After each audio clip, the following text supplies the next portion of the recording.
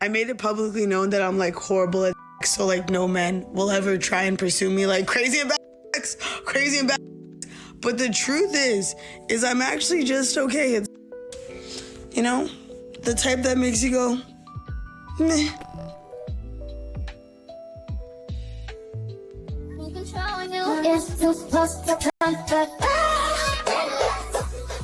Guys, I want to know when men stopped offering to carry women's suitcases. What the actual heck? I was on the tube the other day with 2 suitcases and a handbag.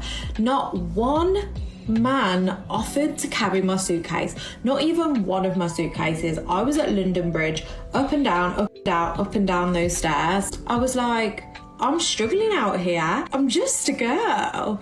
When did this stop being a thing? When did we decide that chivalry isn't worth partaking in? I really want to bring it back. How can we bring it back? Someone woke up on the overly sensitive side of the bed this morning. But in case that someone wasn't aware, correcting people on their mistakes and pointing out how they were wrong and that they should pay closer attention to things before they actually speak about subjects that they absolutely have no knowledge about is not considered to be hateful. Every time I go on a date with an American guy, he tells me, I will never date American women. I start thinking, why American women are so evil? Nobody wants to date them. What's wrong with them? I know what's wrong. They have high standards and they want to go to third world countries.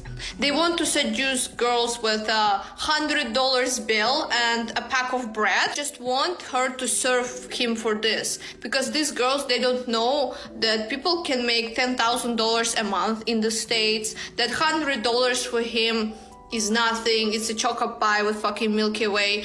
And they exercise their power on people who are less fortunate in life because of their government and their economy. And every time I hear that from an American man, I say, ooh, you know what? I think it's time. I need to feed my cat. Bye-bye then. What's going on, fellas? Don't forget to like and subscribe to the channel. Leave a comment down below. Let's get back to the video. Ladies, here's the thing. We want men to be husbands. We want the rings and the things. But family, we cannot advocate for marriage without addressing the full picture, the elephant in the room. Women aren't bred to be wives today. Past generations have raised us up to pursue a career. Forget the man. He's an afterthought. Because when the man act up, you have an out, that degree that you can fall back on. And now, family, we have women who have been bred to be more of a husband than a wife. Let's keep it real. What is society teaching us? Look at the propaganda. Look at the social media. We can't continue to come at men for their lack of commitment, but not also state the obvious. There's a shortage of women worth making long-term or lifelong commitments to. We aren't training up wives. We're training up hypersexual, petty, money-hungry, cannot take any accountability, insecure, immature, women that can't even cover a pot, let alone a man. Women with the mentality that anything goes as long as I'm making $1 from it. Hyper-independent, attention-seeking, career-obsessed, not nurturing, selfish, girlfriend at best women. We want men to lock things down. And I agree, men should. But we gotta give them something worth committing to. And our media isn't pushing that agenda. It's keeping us single. So family, ladies, stop buying the lies of culture. That's what's keeping us single. Let us start focus on becoming the wife that God has created you to be.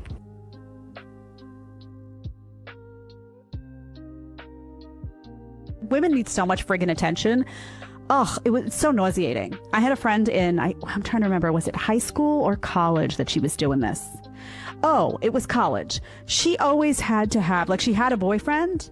And as she was like tiring of him, she would have like the other one waiting in the wings, right? Because she couldn't be alone for like a hot minute, right? Because she needed someone doting and telling her how pretty she was like every freaking second. And ain't nothing appealing about living with a man saying, oh, my man pays all of the household bills. He's gonna have to pay bills to have somewhere to stay. So in reality, he's benefiting a lot more than you are with y'all living together, because women put a lot more into a household, managing a household and making sure things in that household run smoothly. To me, the amount of labor that you have to put in with living with a man, no matter how good he is not worth living with him and him paying those household bills.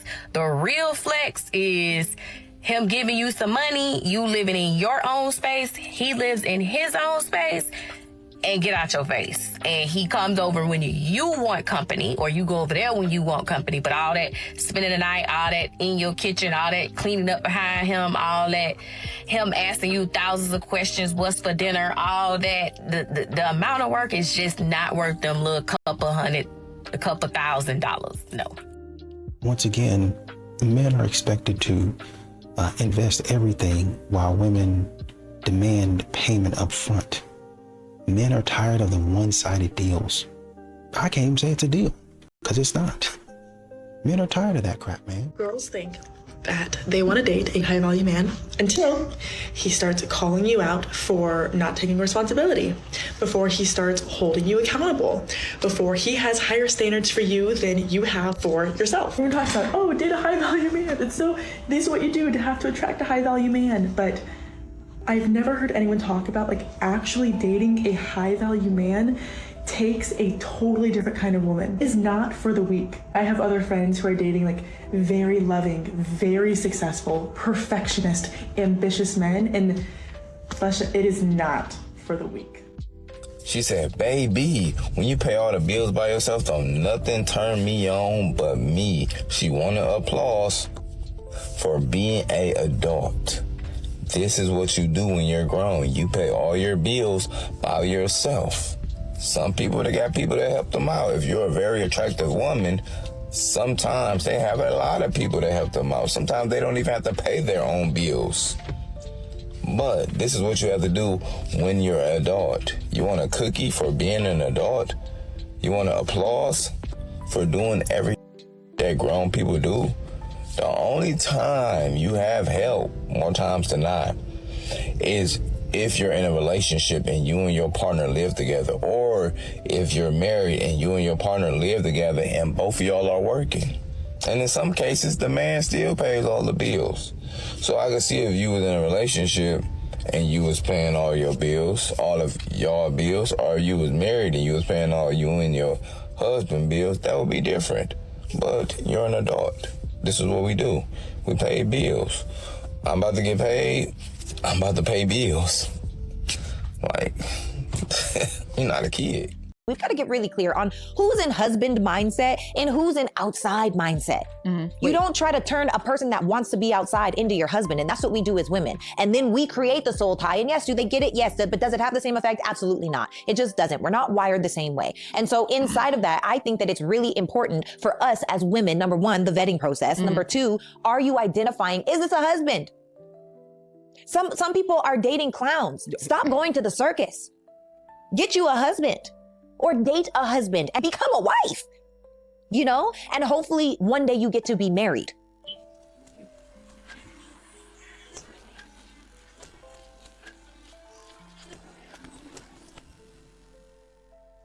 I had a first date scheduled with a Hinge match for Thursday. Coffee. He asks me the place. I decline. So instead of choosing the place, he actually canceled our date. The task was just too large for him. He actually said, after further reviewing the assignment, I've concluded I'm not the man for the job. I wish you all the best in your New York dating journey. You can't choose a coffee shop? Spend 5 minutes on our date, babe. Say how you do one thing is how you do everything. So it is a huge red flag if a man quits as soon as something is even remotely inconvenient for him. What's it going to be like when you're asking him to plan a date a few months down the line, a few years down the line? Life is going to throw much harder challenges on him than this. And he's already telling you he has a hard time handling that. These are the kind of men that want to be leaders. These are the kind of men talk about how they want a submissive woman. Submissive to what? He wants to lead you in a relationship, even lead you to a coffee shop? A few seconds, maybe even a few minutes is all it would have taken. Really don't think that women are worth the effort. Betty, a coffee date can't get much more low stakes than that. And in New York, that's probably the easiest to do. You can probably throw a rock and hit a coffee house in New York. Actually did you a favor because he's showing you how he handles pressure. He throws his hands up and he quits. We're talking about finding a coffee shop for a first date or handling any kind of relationship issues that a new couple would face. He's telling you he's got to fold. I mean, I do have certifications at the end of the day, like, you have what? But that's besides the point. You have what at the end of the day? I have certifications. What does that mean? Like for instance, as in aesthetics. Say that again. You have what? I have certifications. Certifications? Yes. Certification? One of the big certifications? Yes, certifications. Certifications. Mm-hmm. Have you been to therapy? No. I would suggest it. God damn! You seem to be holding on a lot of negative energy from your mother and father's marriage that has none of your business. There's no reason at 23 years old that you should not be coachable, especially as a young lady who has certifications and no college degree. You need to be very coachable. A lot of guys, they're just tired. A lot of men are opting out. And they're opting out because they've been through so many games, so much foolishness, so much nonsense with these modern women that really, honestly and truly, it doesn't, as they say, it doesn't even seem like the juice is worth the squeeze anymore. Okay, can we really talk about for 1 minute, why are men not approaching women in the bars anymore? Are you guys really that scared? Because we strictly go to the bars because we literally want to be approached. I'm not there just to hang out with my friends. Yes, I want to see my friends, but I am also there because I want to talk to people. I feel the whole I've been rejected once and now I'm terrified. Yeah, that's crazy. That's what they all effing say, and I'm like, okay, fine. Then you're never gonna meet your wife. No, right? Just try. Have them being single. Have you guys not been rejected by other things in your life, like a job or whatever, school? And you keep applying. Hello. We're not gonna bite. We want to be approached and we want to talk to you. Just read the room. You're gonna find the right girls that are either, yes, I'll entertain you for the night, or I'll go out on a date with you, or I'll marry you. Literally. At the end of the day, it doesn't matter. It's just make a move, and who gives a because you're always gonna be in the same spot. I also feel you guys have to remember, all girls, all they want is to be in a relationship or to be married. That's a lot of girls' goals. So it's you can, if you're approaching the wrong girl, then yeah, she's probably gonna reject you. And I'm sorry if it's in a mean way, but at the same time, it's know what you're approaching and know what your league is in order to approach, and then make sure that you guys she's looking at you or something. Don't just cold approach her. Then you might get rejected. But just remember that girls want to be approached. Touch your husband because there is power in a wife's touch that nothing else replaces. It's comfort when the world has been heavy on him. It's reassurance when he doesn't know how to ask for it. It's grounding when words fall short. A hand on his chest, your fingers running through his hair, leaning into him at the end of a long day. That isn't small. That's safety. Your touch tells him, I see you. I'm here. You don't have to carry everything alone. Life gets busy. Work, kids, stress. And touch is usually the first thing to fade. But distance doesn't start with arguments. It starts when closeness disappears. So reach for your husband, not because he asked, but because your touch reminds him he's home. Sometimes the most powerful thing a wife can do is lay her hand on her husband and let him rest there. It's not a flex if a man is living with you and he's paying all the bills. This is according to Professor Bay. Let her explain it to you. And ain't nothing appealing about living with a man saying, oh, my man the household bills. He's gonna have to pay bills to have somewhere to stay. So in reality, he's benefiting a lot more than you are with y'all living together, because women put a lot more into a household, managing a household and making sure things in that household run smoothly. To me, the amount of labor that you have to put in living with a man, no matter how good he is not worth living with him paying those household bills. But just like he was paying bills on his own and has to do so anyway, with you or not, don't you have to take care of your own household, whether he's there or not, as well? Unless you're with a man who never did any domestic things on his own when he lived on his own, or cooked for himself, he never cleaned for himself, and maybe I get it. I'm thinking you living together, you're lightening each other's load, no? The real flex is him giving you some money, you living in your own space, he lives in his own space, and get out your face. I guess that is a flex, but who's doing that nowadays? In this economy? all that spending the night, all that in your kitchen, all that cleaning up behind him, all that him asking you thousands of questions, what's for dinner, all that. The amount of work is just not worth them little couple $1,000. No. I mean, if my bills were paid and I was in charge of domestic stuff, I don't see that as a bad thing, especially if I don't have to work. And even if I had to work, my bills are paid. I guess it all depends on the type of man he is. Maybe I'm missing something. But what do you guys think? You know, contrary to popular belief, men aren't scared to approach. Men just got tired of getting recorded, humiliated, rejected hundreds of times before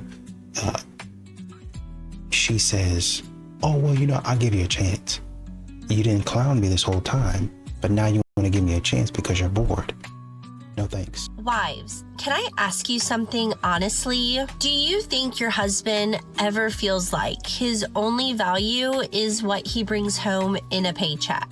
That his worth is measured by bills paid, groceries bought, and whether the account is covered. He works, he provides, he stays quiet. And somewhere along the way, he might start to believe that is all he is good for. An ATM, a backup plan, a solution, not a person. When was the last time you thanked your husband for who he is, not just what he pays for? When was the last time he felt wanted, not just needed? Men don't want to just provide, they want to feel chosen, appreciated, respected. Because when a man feels loved for only what he produces, that's not strength. That's loneliness disguised as responsibility. So ask yourself gently, do you think your husband feels this way?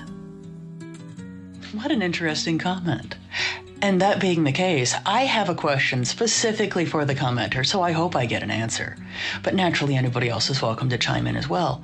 But what was the purpose of leaving this comment on my page? Was there one? Or does someone simply not like me and is trying to insult me, hoping that that will shame me into silence? Because if that's the case, someone's going to be sorely disappointed. But if someone disagrees with something that I've said in the video, I would be more than willing to listen to any rational discussion and argument that someone has in regards to what I have said. So please, offer forth an argument or something constructive to say. Because remember, as I have said before, when a person leads with an insult, that usually indicates that they don't have anything relevant to contribute.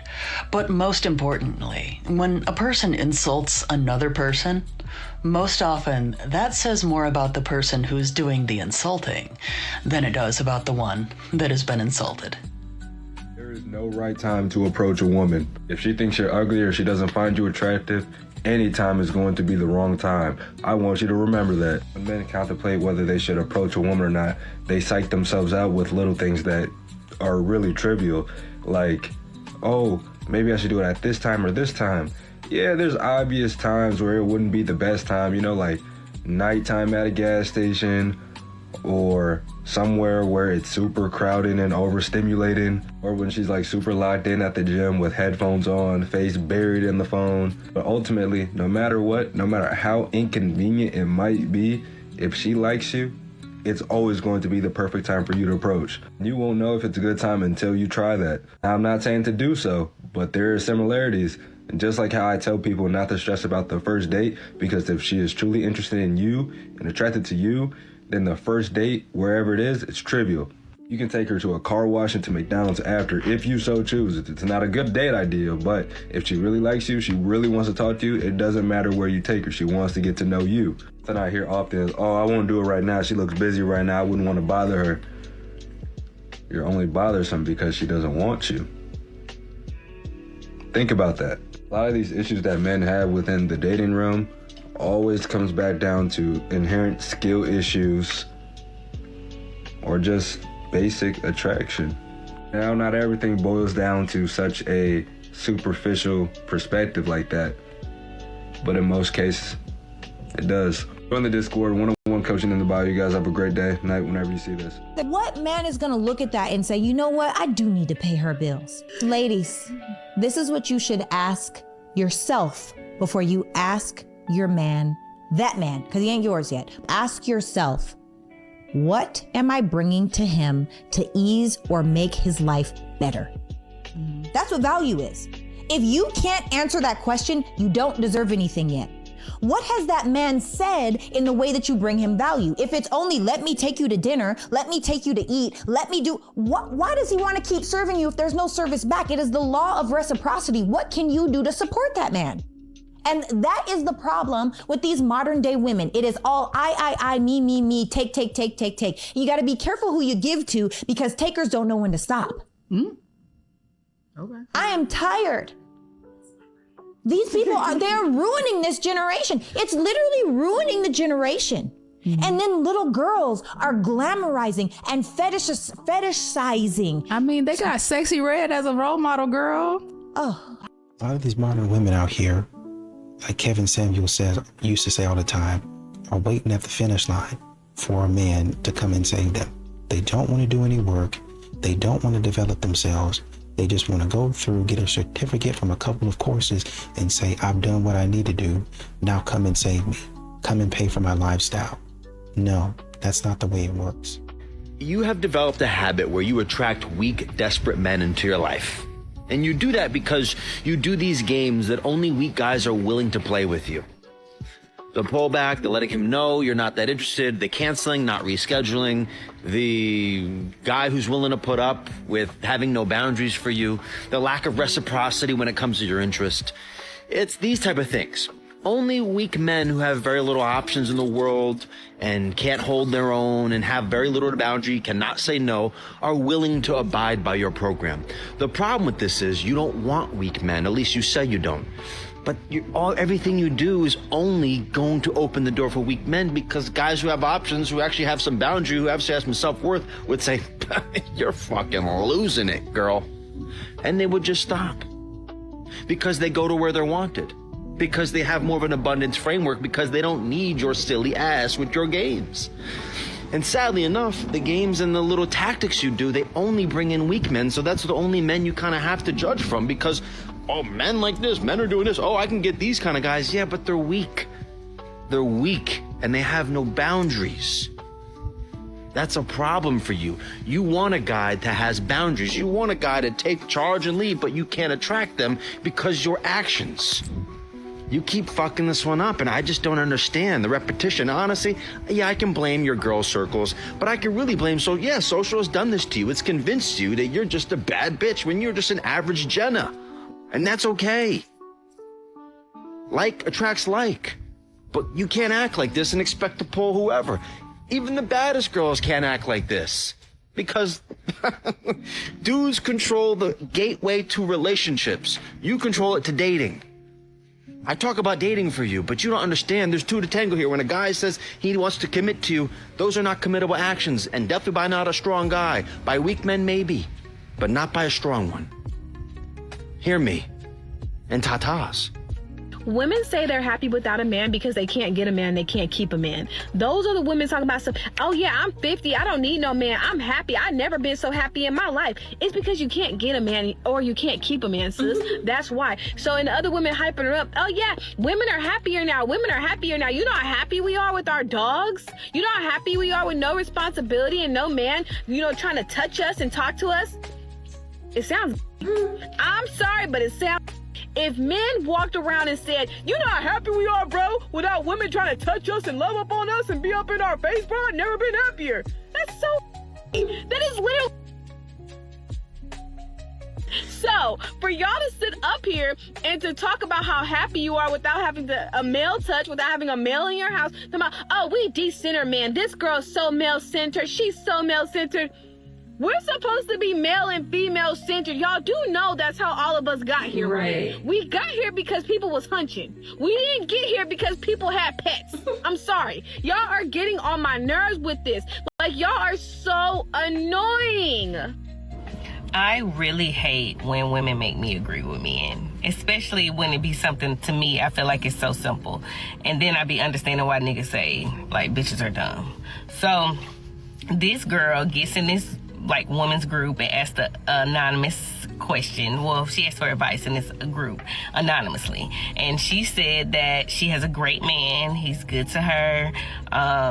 He's a good stepdad and he's a good father. She said they're building a really good life together. I think moving in together, and it seems like it's going very well. Okay?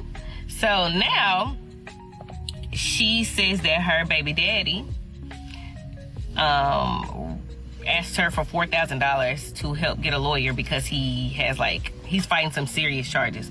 I'm assuming criminal, whatever, but $4,000 is a big ask in my opinion from somebody that you're not in a relationship with, first off. Second off, this is somebody that you're clearly was in a relationship with, now you're not anymore. So you're not obligated to help them with anything. That's my opinion. But she asked her boyfriend, or told her boyfriend about it, which in my opinion is dumb. If you was gonna get your baby daddy the money because you still fucking with him or you still like him, you should have just gave the nigga the money and not said anything. But because you already brought it up to your boyfriend, he told you no. And you're asking for advice. What is the advice? You already told your boyfriend that your baby daddy needs some money. So if you give him the money, you're going against what your man said, and you're willing to lose a good man you claim is a great man over your fucking baby daddy who's probably going to jail anyway. Be so fucking for real. Why are you even thinking about giving money to your baby daddy? Let that nigga deal with the consequences of his actions. You stated that you don't even have the money, you would get a loan. A loan for a man who can't pay it back, who already don't got it, and he don't have no other community to help him, like his mom, his dad, his brothers, his cousins, his whatever, his sisters, whatever. He don't have nobody. What about the bitch he fucking? Because he fucking somebody. You telling me that girl can't help him out? She can't give him a rack? You feel me? Something. Does he work? What? It's too much left out the story for me to really... It don't even matter. You know what? It doesn't matter. The fact that a bitch want to give a man $4,000 when she got a good man at home that takes care of her, that's not putting her in this situation, is why some of y'all deserve the least. Most of these modern women say that gender roles are bad, say that they hate gender roles, but you'll notice that it's only when she has to do it. She wants him to provide. She wants him to be the protector, the emotional rock. That's not feminism. That's you wanting the benefits without responsibilities. And a lot of men have already seen you doing stupid stuff like that. I do not accept a coffee or a walk as a possible date option, and neither should you. First of all, I'm not a dog that needs to be walked. Second, I have an espresso machine at home, works fabulous. We're not doing drinks either. You're gonna try to get me drunk and take me back home. No.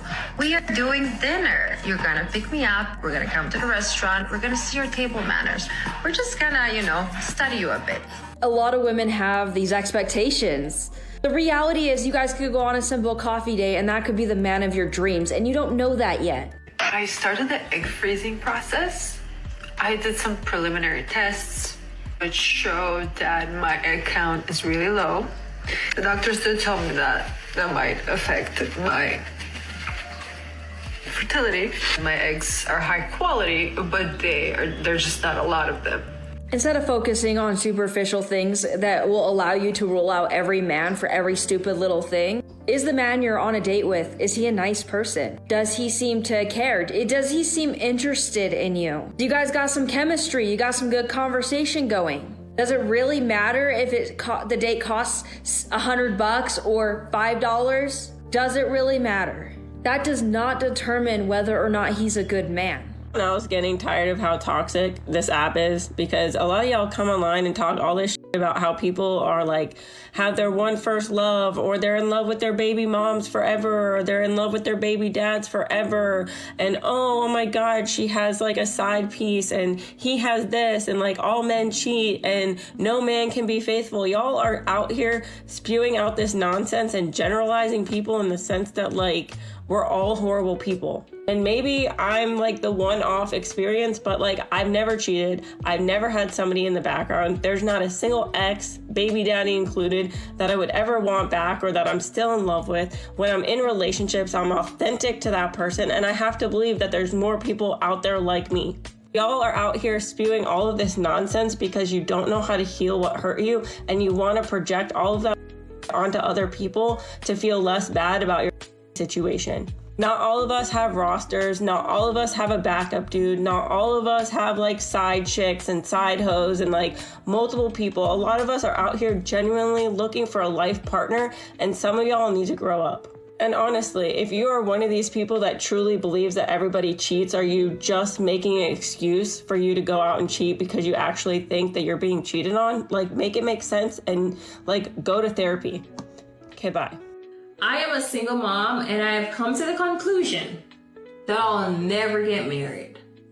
Let me preface this by saying that I am not anti-marriage. I think that you should make whatever decision for yourself and your life that you want. I'm just saying where I am and why I don't think that marriage is beneficial to me. In my mind and by my own experiences and calculations, the cons severely outweigh the pros when it comes to marriage as the woman and as the wife in a traditional marriage. The way that I see it, I would be losing out in every single aspect if I were to get married. The expectations for work, the emotional labor, the mental load would all fall on me. And I know what you guys are going to say. Some men really do their part. Some men really da-da-da-da. Okay, that's fine. I feel like that's more the exception than the rule. And I'm not going to base me spending the rest of my life with somebody off of the few good apples there are amongst a pool of toxic men. When I think about what my ideal life looks like, it's literally the life that I'm living now as a single woman. My house is the way that I want it to be. I decorated the way that I want it to be. There's no mess that I didn't make in the house aside from my 5-year-old, but he's a 5-year-old, so I don't mind cleaning up his mess. He's a kid. I don't want to clean up after a grown man. I don't want somebody in my face every day asking me what's for dinner. I don't want the expectation that you're going to be folding me like a pretzel every night. I don't want to feel the responsibility of having a partner who has high expectations but is not contributing an equal amount. I just don't get it. I just don't get it. I just don't get it. Yo, what's up? This is for all the kings in their soft guy era. Looking for a woman to protect and provide, but you're still running into people who are playing games.